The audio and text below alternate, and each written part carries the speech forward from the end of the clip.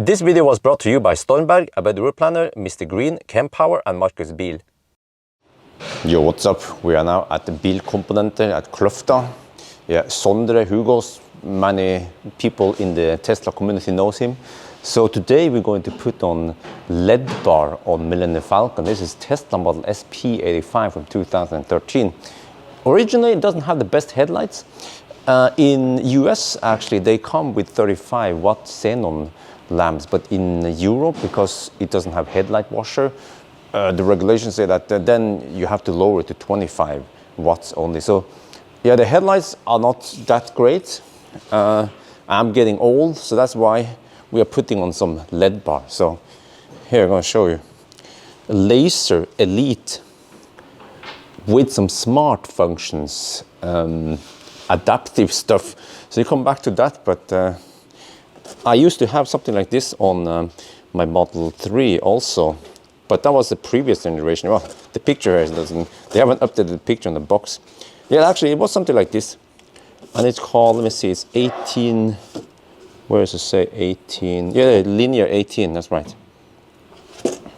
So, yes, we are now in the process. Sievert here, he is going to do the job.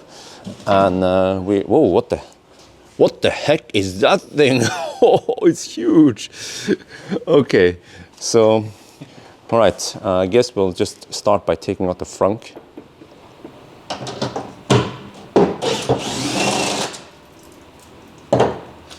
And maybe this is the first guys you guys have seen it, but the frunk in the classic 85 rear-wheel drive, they are huge. You can fit so much luggage in here. But after the dual motors came out, and then after Tesla started putting HEPA filter in here, then we have way smaller frunks. So basically you get this part here as a bonus. Well, actually the new frunks are even shorter, way smaller. All right, so what we're going to do here is tape off this chrome thing here, because when we cut this out, it sometimes slips, so if it hits the tape instead of the chrome, so we don't destroy the tool and the chrome. So we're going to basically cut out about this big of a piece, and then glue the mounts of the LED bar to the bash bar here. So where does the LED bar go then? So the LED bar goes right here. Oh, okay. So we take this piece out and put the LED bar in here instead. But will this disturb the airflow into the... No, not much, because you get everything through here and you still have some on the side. Because now Sondre is doing some work with the wiring here. Doing some modifications of the wiring. So yeah. Is this the original? This is an original button to turn off the low beam assist, and we are replacing that with a wireless relay. So Bjørn can have a little remote in his car, so he can turn it off if it needs to. Okay, so now we're going to cut into the front part of the grille. All right. So.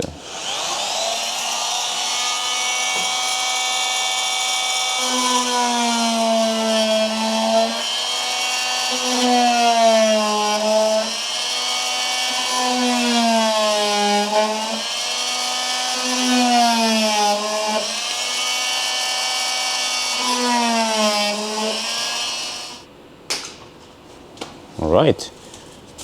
So now Millennium Falcon is a little bit lighter until we get the LED bar on. Yeah. Because that's where the LED bar goes in. And you see there's a little bit of customization here to get it to fit and everything. Yeah, the older ones is a little bit more, but the newer ones are pretty much plug and play compared to this, because then you use the original mounts from Lazer, and you can mount it underneath here. Or on the S it's a different mount, but on 3 and Y you use the Lazer mounts, and it's 2 bolts up in the plastic underneath here. But on the S and X you have different mounts because it's higher, so it goes in and blocks it. So this is extra mount you put in? Yeah, this is an extra mount we put on here, just on the older Model S's, because we're going to glue it to the bash bar here. Also, we got to cut a little bit more on each side so we can get it all the way in, and make a few incisions here so the rubber goes up so we can push it all the way in. And then we'll get there. So when you do this on newer cars, I don't have warranty anymore. No. But does it affect warranty? No, it does not. Because we don't do anything with the car, we just connect the... We don't do anything with the battery or anything, we just connect the LED bar and... Alright, so we're going to glue it in. And I usually we're just going to put the contact through first because we've got to pull the wiring everything here afterwards. So on these, with the Intelligent, you can see the contact, it's quite big compared to the normal Lazer 18s, and they're almost doubled in size. So usually a little bit hard to get through, but it's not that bad. Just gotta sometimes use a little bit of force, not too much though. I use gloves for this because the multi-bond we use, it's quite sticky. So basically just gonna even it out all the way on the back side.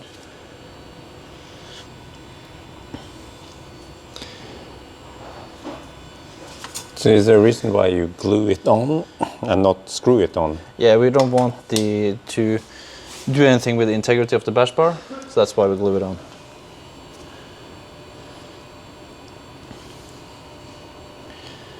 So the bash bar remains intact and the way it should be. So you can see I have some holes as well, so I usually just fill it up to make the nice and even seal all the way around. So once you glue it here, will it stick? Yeah, it stays there. It won't move. To get access to the battery, we'll take out the filter first. Just pull this out and pull it out. Air filter. It's not the cleanest one. What? Huh? Already? I thought we just replaced it recently. A lot of dirty air. There's too much schmutz in Norway. Yeah. Then on the side here and here you have these plastic clips. I will gently pry. You can lift this up a little bit and you have 2 bolts on this cover, one on this side, down there, and then one on the other side. So we're going to take that out and then this box comes out and the battery is just underneath. Wow, really clumsy. Yeah. And it's better than the new model. Huh? Yeah, it has greatly improved on the newer models. Perfect. So what we'll do first is connect the ground on this side, and what you want to make sure about when you connect the positive is that you connect to the main here, because if you connect to any of the others you might blow a fuse or you might need to change this whole panel. So this one with the green on top, which is the main power going out, that's where you want to connect your positive to. And that's the... Wait, so this is the relay for the light bar, and we're going to connect that up in here. We're going to take a zip tie and put it up in here. The main cable for the LED bar we'll put all the way underneath here and all the way out here to this one. So what we've done now is we pulled these 2 cables from the relay in the back here, underneath and up towards where we're going to connect them. So we're going to connect the purple one to which is the high beam, to the red, orange and green, and the yellow cable, which is the low beam, is going to connect to the blue and red. So now we're packing in the...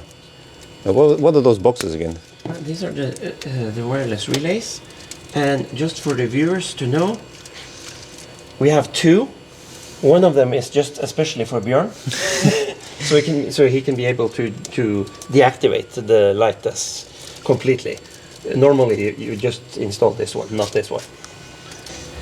To make sure there's no water coming in, and they have to be mounted like this, with this one down. If you mount it like this, there will come water inside and you will destroy this one. So they have to be installed like this. So we have to cut some of the clips.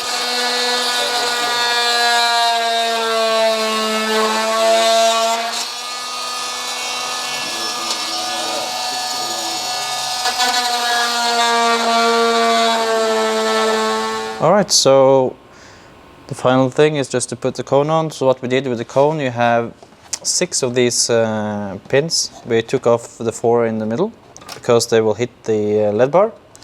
And we also took off some pieces here. A little bit easy if you see it this way. Kind of like a triangle going out, getting thinner and thinner because it was hitting the LED bar just on the corner. Just make it nice and flush so you can get all these clips in. We cut it out. Just going to plug the parking sensors back in.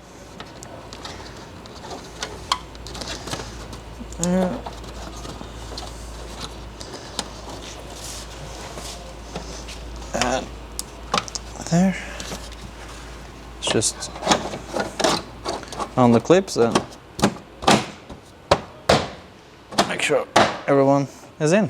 We'll put the sign on and the final plastic piece. Should be good to go. Oh, it's almost not visible. No, you can't see it from when you're standing up here. So now we're going to test the headlights. And by the way, this side just died now. It was starting to flicker. Maybe if you turn it on and off, it might actually come back again. But you see, it's supposed to be like this. So I have to go to Nasir and get it replaced. But okay. Anyway, yes? Yes. Sondre? So now the light is installed, and as you can see, it is on. It will switch on with the high beam on the car, as I think maybe we explained before. The way the lamp works, except from that, is that if now Sivert turns the high beam off, you will see that it doesn't turn completely off. And this is the low beam assist. So when a car comes in on your left-hand side, coming towards us here, this one will turn off because we have a light sensor in the middle here that will spot the car coming towards you, and this one will turn off. So it's just 2 segments, left and right? Just 2 segments, this one and this one. So if you get lights on both sides, it will happen like this. They will just go off. But normally when you drive with your low beam on and it's completely dark and everything, it will give you some extra low beam lights. And especially for Teslabjorn, can you turn them on again, Sivert? Especially for Teslabjorn, so he can figure out the difference between the car's high beam and this one, with or without. We have installed an extra relay, so we can turn off just the LED ramp here, if you want to. Normally this is not included, so we don't do that because it's not. But if you want, you can get it installed. It's a bit extra job, but I don't know if you really need it. The only thing with when you install extra light like this is that it can be nice with something like this when it's snowy or foggy, because then you can get some kind of white wall effect because it's too much light. So it's not. It's smart to install this just in case, so you can turn it off if you want to. Because it's the light here is 18,000 lumen, and I think the normal lights is 2,000 each. So it's quite a lot more than what you're used to. So hopefully Bjørn will make a test, maybe when he has changed his low beam bulb on the other side. Yeah, so we can get a video to see the difference with or without the LED ramp.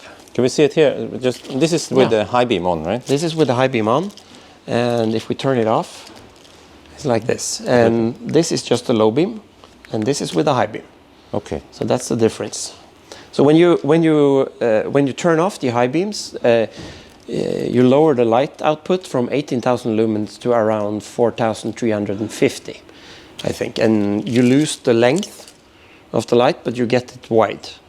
So it will help you see moose and other stuff along the way.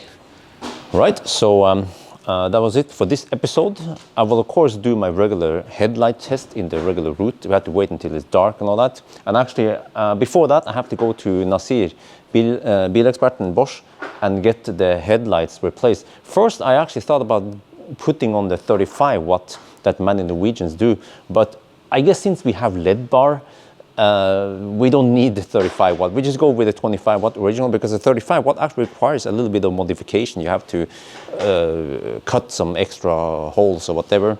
So we have plenty of lights now anyway. So I can't wait to test the new headlights because these ones here, they are actually a little bit better than I mean, it's still Lazer Elite 18, but they are slightly better than the previous generation without the smart light in that is in MC Hammer, the Model 3 I had. So can't wait to see it.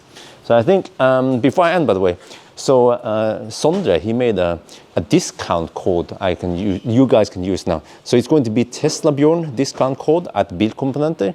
You can use it on retail prices, not on discounted stuff. Then you get 12% discount. Yes, that's awesome. So you can consider, and you guys ship all worldwide almost. Worldwide almost. Except for maybe a few countries like Africa. I'm just kidding. But anyway, that's going to be it for now. I hope you guys enjoyed this video. As always, thank you for watching and talk to you later.